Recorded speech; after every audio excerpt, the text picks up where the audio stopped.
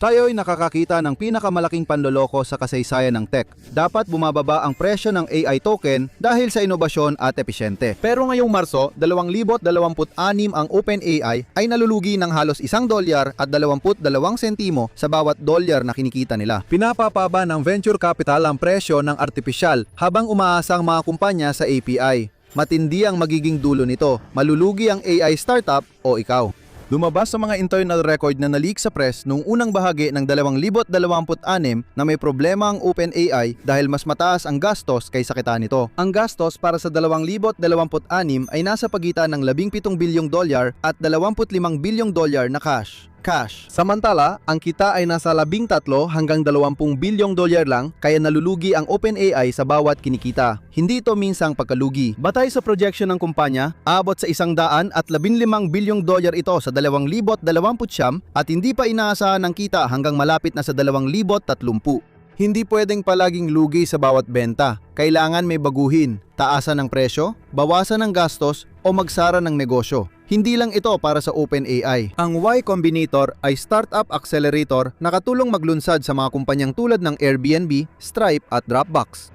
Ayon sa partataya, 58 hanggang 67% ng winter 2024 batch ay AI startup at karamihan ay hindi sila ang may-ari ng modelong ibinibenta. Nakasalalay ang negosyo nila sa teknolohiya ng iba, kaya tinatawag silang wrappers. Ang gastos nila ay depende sa may-ari ng ginagamit nilang modelo. Ang buong negosyo nila ay nakasalalay sa pananatiling mababa ng mga presyong iyon. Pero ang mga kumpanyang nagtatakda ng mga presyong iyon ay nalulugi na. Ibig sabihin, maaaring hindi magtagal ang mga presyong meron ngayon. Para sa libu-libong AI startup, problema ito.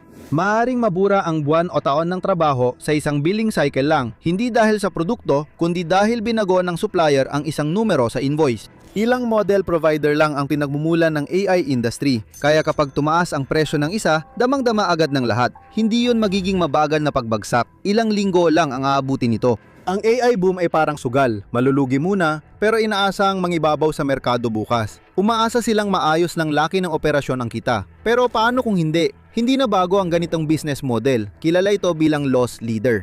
Magbenta na mas mababa sa puhunan para makaakit ng customer at masanay sila sa produkto, saka mo na lang isipin ng kita, layunin nitong gawing mahirap, iwanan ng serbisyo. Noong 2023 at 24 sentimo lang ang presyo ng AI tokens, mas mura kaysa gasto sa paggawa. Malinaw ang pagpili para sa developer. Walang lumapit sa presyo o lakas, kaya sa mga modelong ito, nagtayo ang buong mundo. Naging default na sila, parang kuryente o cloud storage nun, pero iba ang pag-upa ng katalinuhan. Hindi kayang basahin ng kumpanya ng kuryente ang iyong metro, alamin ang iyong mga gawain at pagkatapos ay ibenta ito pabalik sa iyo. Pero ang AI provider na nasa ilalim ng iyong produkto, kayang-kaya niyang gawin yon. Kapag marami ng kumpanyang nahumaling, humigpit ang mga patakaran. Maaring abutin ng buwan ang negosyo sa paghubog ng modelo gamit pribadong datos. Hindi madaling ilipat ang naiangkop na modelo. Ang prompt at datos ay nasa mga server na hindi nila pag-aari, kaya kung aalis sila, kailangan nilang sirain o iwanan ang mga iyon. Nagmistulang pang-hostage ang mga kontrata sa AI, mahal manatili, mas mahal umalis, at pwedeng baguhin ng provider ang patakaran kahit kailan. Kapag tinanggal ng OpenAI ang modelo, kailangang mag-adjust ang lahat ng kumpanyang nakaasa rito. Kailangan ding baguhin agad ang code na gumana kahapon. Maaaring mapilitang humabol ang produkto sa deadline ng pagretiro na hindi nila pinili. Habang pinapasa ng mga startup ang panganib na yon, may sarili ring panganib ang mga higante ng AI. Noong huling bahagi ng 2025, naglaan ng OpenAI ng humigit kumulang $250 bilyong para sa cloud infrastructure ng Microsoft at pagkatapos ay pumirma pa ito ng isa pang malaking kasunduan sa Amazon na nagkakahalaga ng $10 bilyong pa. Hindi ito isang kumpanya na gumagastos ng pera dahil nakahanap na ito ng kumikitang modelo ng negosyo. Gumagastos ito ng pera dahil kailangan ito ng mas maraming compute para mapanatili ang karera sa AI. Noong Abril 2026 binago ng Microsoft at OpenAI ang kanilang partnership at naging malaya ng OpenAI. Hindi na eksklusibo sa Microsoft ang lisensya nito, kaya pwede na itong gumamit ng anumang cloud. Gumagawa rin ito ng sariling chip kasama ang Broadcom. Nagkaroon ng mas malawak na kalayaan at kontrol ang OpenAI, sa layer na ngayon ay sinasandigan ng lahat. Nakita na natin ang mga bersyon nito dati. Pinanatiling mas mababa sa gastos ang pamasahe sa ride-hailing hanggang sa nawala ang subsidya at tumaas ang presyo. Ganon din sa streaming, ngunit mas mahirap iwasan ang AI. Kung mahal ang pamasahe, lilipat ka ng app. Kung nagbago ang subscription, kakansilain mo. Pero kung nakadepende sa isang modelo ang produkto mo, hindi ka lilipat, muli mo itong bubuin. Karamihan sa mga kumpanya ay hindi kayang mag-rebuild na mabilis dahil hindi lang sila nagpatong sa sistema, isinama na nila ang sarili nila rito. Ang malalaking AI system ay tumatakbo sa pisikal na infrastruktura na may mahigpit na limitasyon sa kuryente. Ang training cluster na may 20,000 NVIDIA H100 GPUs ay tuloy-tuloy na gumagamit ng 20 megawatts na kuryente. Ang 10,000 chip na cluster ay kumukonsumo ng 10-15 megawatts na kuryente. Para sa konteksto, kaya nito magbigay kuryente sa 15,000 bahay sa Amerika ng sabay, araw-gabi, at yan ay isang cluster pa lang. Malalaking kumpanya ay may maraming bersyon nito. Bawat sagot mula sa mga sistemang ito ay gumagamit ng kuryente sa grid. Napapabilis din ito ang pagkasira ng mga chip na nagkakahalaga ng $10,000 bawat isa at naluluma sa loob lang ng ilang buwan. 20,000 nito ay pwedeng lumampas ng $250 billion sa hardware pa lang. Pagkakabukas nila, agad itong bumababa ang halaga. Sinubukan ng mga ininyero na bawasan ang gastos at pansamantalang gumana, pero hindi pwedeng dayain ang batas ng pisika, may bayad ang kuryente. Ang chip ay naluluma sa takdang panahon kahit gaano katalino ang software. Ipinapakita ng datos ang katotohanan ito. Kailangan tumakbo ang mga cluster na ito halos bawat oras dahil ang isang chip na walang ginagawa ay ibig sabihin ay lugi. Binabayaran ng mga kumpanya ng teknolohiya ang tumataas na bayarin sa kuryente. Mabilis nilang itinuturing na lugi ang hardware dahil mabilis mapaluma ng bagong chip ang luma. Kung ikukumpara sa totoong singil ng mga provider, malaso talaga. Hindi naman yon ang tunay na layunin. Paakit lang ang mababang presyo. Hindi aksidente ang pagkalugi ng mga kumpanyang ito. Sinasadya nila. Pera na namumuhunan ang sumasalo sa pagitan ng gastos at presyo at lalong lumalaki ang agwat na yon. Ang murang presyo ay ilusyon lang. Kayang ibaba ng pera ang presyo na mas mababa pa sa gastos, pero hindi nagbabago ang bayarin sa kuryente. Kapag naubos ang pera ng mga namumuhunan, iisa na lang ang natitirang opsyon, ang presyong sisinggilin sa customer na hindi makakaalis. Kaya sinusubukan ng AI na kumpanya ang iba't ibang paraan maliban sa pagsingil ng totoong gastos. Nakakabili sila ng oras pero nasisira ang merkado. Kapag ang AI na kumpanyang gumagawa ng modelo ay nagbenta rin direkta sa customer, agad lumalabas ang epekto. Pinakamalinaw na halimbawa nito ang kumpanyang Jasper. Gumawa ito ng AI na kasangkapan sa pagsusulat na direkta sa mga modelo ng OpenAI at sa loob ng ilang panahon, naging matagumpay itong negosyo. Lumampas sa $120 milyong ang kita, tinaya ng mga mamumuhunan ang halaga nito sa $1.2 bilyong at mahigit 100,000 customer ang nag-sign up. Dumating si ChatGPT na halos libre at gumagawa rin ng parehong trabaho sa mas mababang halaga, kaya biglang bumaliktad ang paglago ni Jasper. Noong 2025, bumaba ang kita sa $88 milyong. Naligtas ang kumpanya pero kinailangang magsikap sa corporate marketing at maghanap ng matibay na pundasyon.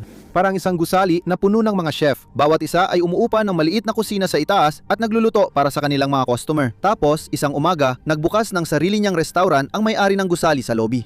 Pareho ang mga putahe, pero libre niya itong ipinapamigay gamit ang parehong recipe na natutunan niya sa panonood sa mga nangungupahan. Kung access lang sa modelong pagmamay-ari ng iba ang kalamangan mo, wala kang tunay na bentahe. Kapag nakipagkumpetensya ng may-ari, tinatawag itong Sherlocking. Galing ito sa dating gawain ng Apple na kunin ang magagandang tampok ng ibang app at isama sa sarili nilang software. Pinagmamasdan ng provider kung paano ginagamit ng mga tao ang mga tool na nakabatay rito, kinukuha ang pinakamahalagang gamit at isinasama sa produkto nila. Ang orihinal na gumawa ay mabilis matalo at mawala ng negosyo. Gumugugol ng ilang taon ang isang startup sa perpekto ng mga prompt at workflow nito. Maya-maya, makikita mo na lang na lumalabas ang gawaing iyon sa loob mismo ng platform, kinopya ng libre. Nawawala ang kalamangan at kakayahan nitong magtakda ng presyo. At ang pinakamalalaking kontrata nito ay mula sa dating sigurado, nagiging baka na lang ngayon. Kaya tumaas ang takot ng mga kumpanya na umasa lang sa isang vendor. Dati, parang mabilis at matalinong desisyon ito. Pero matapos ang Jasper, parang iniwang baril na may bala sa mesa. Pero kahit kainin mo pa ang sarili mong mga customer, hindi pa rin ito naaayos ang kita at gastos. Ang makukuha mo lang ay mas maliit na grupo ng mga kakumpetensya. Kaya sinusubukan ng mga provider ang ibang paraan, pero ang naaapektuhan ay produkto, hindi ang mga kumpanyang nasa itaas. Bumabagsak ang presyo ng token kahit tinatawag ito ng press release na progreso. Sa likod ng mga anunsyo, may maaaring nangyayari sa mismong binabayaran mo. Ang malaking, matalino at mahal na modelo ay pwedeng gawing mas maliit at mura. Ang pagpapaliit ay patas at kapaki-pakinabang na inhenyeriya. Kung para lang protektahan ang kita, nagiging palitan na lang ito. At pareho pa rin ang label pero mas manipis na ang produkto. Ang bagong bersyon ay inayos para manatiling sapat lang ang kalidad para hindi ka mag-cancel pero sapat na rin ang pagtitipid para makatipid ng malaking halaga sa bilyon-bilyong prompt. Bihira mong mapansin ang pagbagsak ng kalidad. Mas madaling makalimot at mababaw ang pagsusuri ng modelo kaya maganda lang tingnan ang mga hula na parang malikhain. Dahil pababa ang presyo, akala ng tao panalo pa rin sila. Patuloy lumalaki ang mga nangungunang modelo, ngunit ang pagpapaliit para gawing mahusay na sistema ay isang napakalaking prosesong technological. Gayunpaman, ang paglipat sa mas maliit at murang bersyon ay kabaliktaran. Ipinapakita nitong hindi nagtugma ang mga numero, oras lang ang nabili. Ang mga kontratang parang bihag, panggagaya sa mga feature at pagpapalit ng modelo ay hindi totoong solusyon dahil nasa ibang lugar ang problema. Ang software ay dapat sana'y perpektong negosyo. Gagawa ka ng isa, ibebenta ng milyon-milyon at halos walang dagdag na gastos bawat kopya.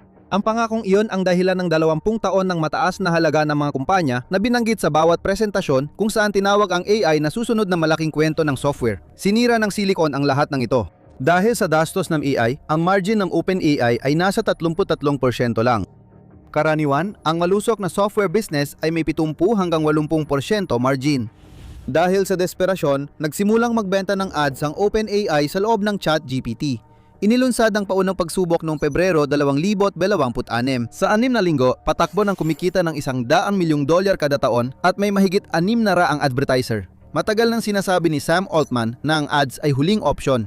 Ngayon, ginagawang pagkakakitaan ng pinakasikat na AI company sa mundo ang atensyon mo. Tinukso ito ng karibal na Anthropic, pero hindi sapat ang panunukso para bayaran ang $25 bilyong na bayarin. Tantiyan ng mga analyst ng HSBC, kailangan ng OpenAI ng $207 bilyong na pondo pagsapit ng 2030 para sa gastos sa data center at compute.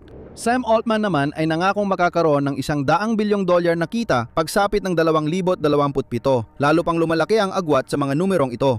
Magkaibang-magkaiba ang direksyon ng pumapasok at lumalabas na pera. Noong huling bahagi ng 2025, sinabi ni Altman na may $1.4 trilyong na kasunduan ng OpenAI para sa compute sa loob ng 8 taon at kumita sila ng $13 bilyong noong taon na yon. May isang mamumuhunan na nagtanong tungkol sa mga numero sa isang podcast, kaya inalok ni Altman na bilhin ang kanyang mga shares. Ilang buwan pa lang ang lumipas, noong unang bahagi ng 2026, muling nagbago ang plano. Sinabi ng OpenAI sa mga mamumuhunan, ang totoong target ay halos $600 bilyong, kaya pati ang ambisyon ay kailangang baguhin. Kapag ang plano ay binawasan ng higit kalahati, nagmumukha na itong limitasyon, hindi estratehiya. Nauubos na rin ang pasensya. Ang pinakabagong mga kondisyon sa pondo ay nangangailangan ng malinaw na landas patungo sa pagiging kumikita, isang bagay na hindi kailangang patunayan noong panahon ng murang access. Umiikli na rin ang palugit. Dahil sa IPO, hindi na kayang tiisin ng OpenAI ang dagdag pagkalugi. Kita ang gusto ng mga mamumuhunan, hindi pangako. Walang mabilis na solusyon para sa kasulukuyang negosyo.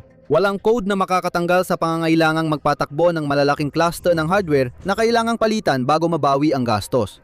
Akala ng industriya, matatalo ng kita sa software ang gastos sa infrastruktura, pero hindi pa ito nangyayari hanggang ngayon. May malinaw na limitasyon. Panatilihin ang mababang presyo at ubusin ang salapi ng mas mabilis kaysa bumalik ito o taasan ng presyo at mawalan ng mga gumagamit na nagbigay halaga sa sistema. Pareho lang ang destinasyon ng bawat landas, di lang tiyak kung ilan ang matitira sa laro pagdating doon. Kapag na-reset ang presyo, matitira ang mga kumpanyang may kontrol sa sariling modelo. Lumalabas na ang alternatibo. Pwedeng i-download at patakbuhin ang open model sa hardware ng user at malaya ring makuha ang lama ng meta. Pinatunayan ng DeepSeek na kayang sanayin ang mahuhusay na modelo sa maliit na bahagi lang ng inaasahang gastos. Sapat na ito para magpatakbo ng negosyo. May mga team na gumagamit ng sariling server nang walang external na susi o biglaang bayarin. Simple lang ang kapalit. Tinatanggap ng mga customer ang abala sa pagpapatakbo ng software at hardware pero hindi na sila parang bihag. Mas mura ito kapag malakihan kaysa magrenta ng mga modelo at infrastruktura. Mas malaki ang benepisyo, may kontrol at pagmamay-ari ng data ang customer, pati desisyon kung kailan babaguhin ang modelo.